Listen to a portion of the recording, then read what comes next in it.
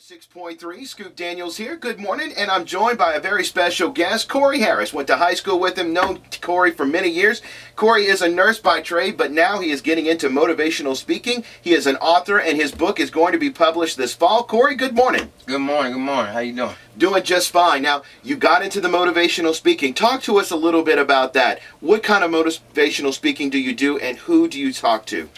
Well, mainly I've been speaking to the youth at different schools. Also have been to the juvenile detention center recently also. But what it is with the youth, just trying to inspire them, motivate them, be a positive plug in the community, and so far it's going real good. Well, what do you share with them? Life stories, personal stories, or just stories that you know through just the people you know? Well, just from living. I've lived, I've learned, and I feel that it's a lot of positive material, a lot of material that I feel that I could relay to the youth and to people in general that I feel could help us in the future. Now, what led to the motivational speaking? Why did you decide to go down that path? I mean, I know you're a nurse, and you're a good one, from what I understand. At least your wife thinks so. You know, she thinks you're great. Now, what led to the motivational speaking? What in your life said, you know what, I need to share this? Well, I've seen a lot of negativity.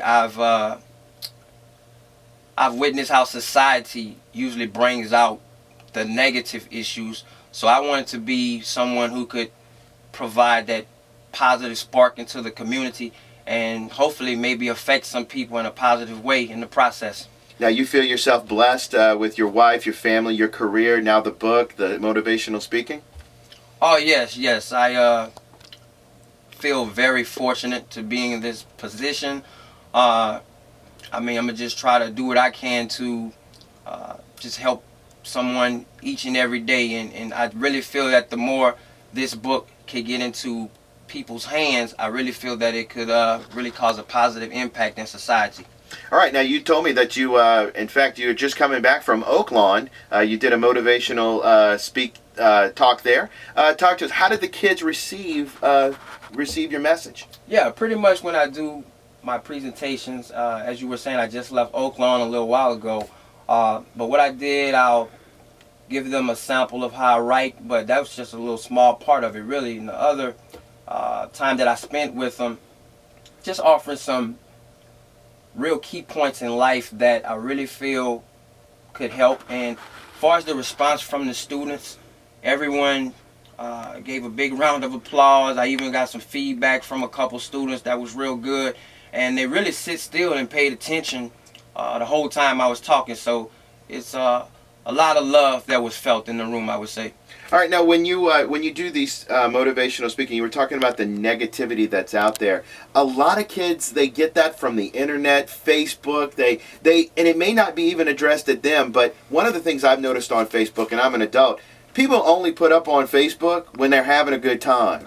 The other 95% of the time when they're working, their regular lives, it's not up there. But it does make you think, God, why am I not doing that? And you kind of get down on yourself a little bit. Then you realize, they ain't just like me, you know.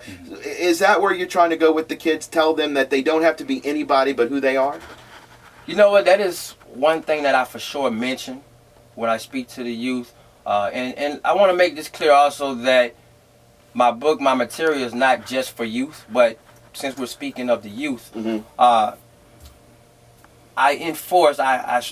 emphasize the fact that remember that we are individuals, and not to just follow the crowd or just follow the norm or whatever your clique think is cool. I try to stress the fact that remember that at the end of the day, each of us are on our own paths in life, and we should remember that we are individuals. We're visiting with Corey Harris. He's a motivational speaker. He's also a Terrebonne Parish resident, a Terrebonne High graduate. He's got a book coming out in the fall. And Corey, when we come back, we're going to talk more about that book. All right. All right, we'll be back with more. You're listening to LA 106.3. Corey, tell us a little bit about this book. Now, I know you're a writer at heart. You've been writing for a while. I read your stuff on Facebook. Talk to us about the book. Well, my book, my poetic pieces, they all come from a positive state of mind. When I write, I try to keep in mind that I'm trying to reach a very broad range of people. It's not for one particular age group at all. It's all along the positive frame of mind, like I said. And when you read it, the feedback I've gotten, it's all been, just positive creations. It's been positive feedback that gets. So that's what it is, all from a positive state of mind. I know when I've read your stuff that you post little excerpts of the book and excerpts of your poetry on Facebook, and you've given me a little really an excerpt to read.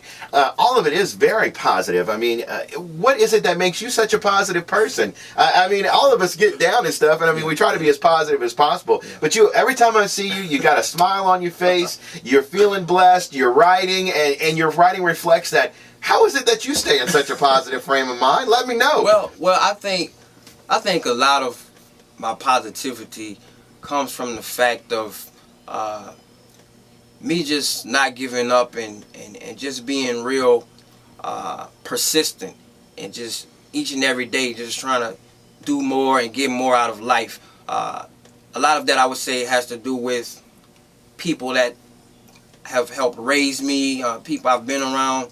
They've also provided that frame, that framework. So that's where it comes from, I would say. At least that's one aspect of how I could explain it. Now, who is a person that when you look back on your life thus far, who is a person that really inspired you to go forward, not accept defeat, just move forward and constantly strive for not necessarily perfection, but I guess, I don't want to say inner peace and sound weird about it, but inner peace. I mean, who is that one person that's inspired you?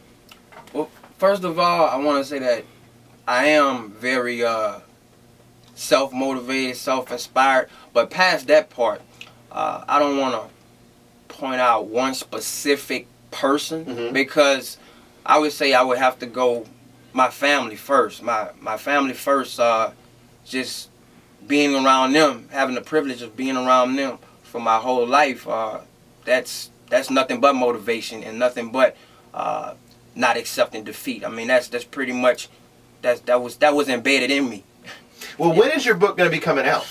Right now, I don't have the final or the exact release date, but the way things are looking, it'll be sometime toward the end of the year, maybe around November.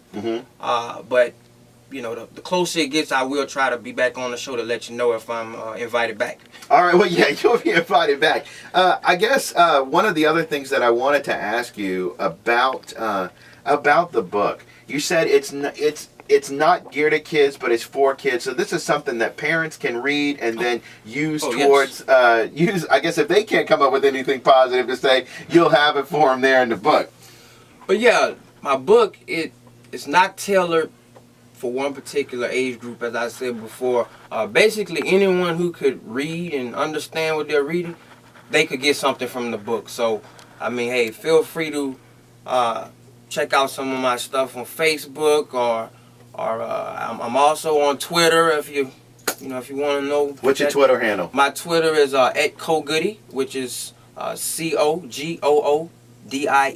All right. When we come back, we're going to talk to Corey a little bit more, and I got a story to share about Corey Harris here from way back when. But we'll talk about that and a whole lot more. You're listening to LA 106.3 Rock Hits Radio. We're not going to bother with the technicalities there of 1993 and 1992, but I do have a story, Corey, that I have to tell about you, and it goes back to his positive frame of mind, and it's one of these things that always sticks out, and I'll never forget it. It was at Houma Junior High. Corey is one of the smallest basketball players I've ever seen. I mean, he's got all these guys that are so much taller than him on the court, but Corey's the point guard. He's coming down the court, and I don't know if we were losing or winning at the time, but he did this underhand layup as he's falling to the ground, and he throws this rainbow up and right along the baseline, and that ball just goes up, and it looked like it hung there forever. It was in slow motion, and boom, it went in. And I don't know if it was a game-winning shot, or we took the lead, or that was the last shot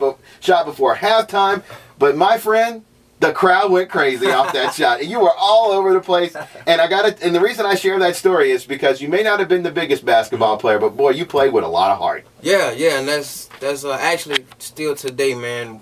That's one of the first questions I get when I meet people is, hey man, you still playing ball. But I mean, these days I'm so busy, I don't really have time to play ball. You know, my perspective on that has changed a whole lot. But I surely enjoyed it when I did play. Now, when you were playing, and this just goes back to the positive, the role modeling and the speaking, and then again in your poetry, when you were playing, you know, you weren't by any stretch of the imagination the tallest guy on the court, but you played big, man. You played big. You kind of like Chris Paul plays big. He's not the biggest guy on the court. I mean, tell us how that affected you. Man, ever since I first dribbled a basketball, I never viewed myself as being at a disadvantage on the court. Really, for example, I used my speed, my quickness, and just the way I would outthink people as an advantage to me. So that's really how it went. I never really viewed it as being a disadvantage at all. I always felt like no matter who was defending me, I could make something positive happen for my team.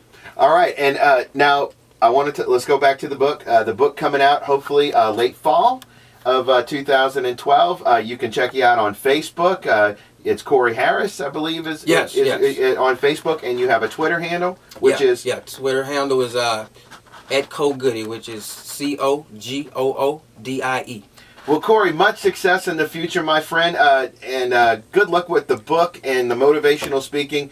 You're a hell of a guy, man. Everybody always says, no one ever says anything negative about him. I'm telling you, you bring up Corey Harris, there's not a negative thing said about you, and I guess, if anything, that's a positive. There you go. Well, Corey, thanks a lot for coming in, spending some time with us, and once again, much success in the future.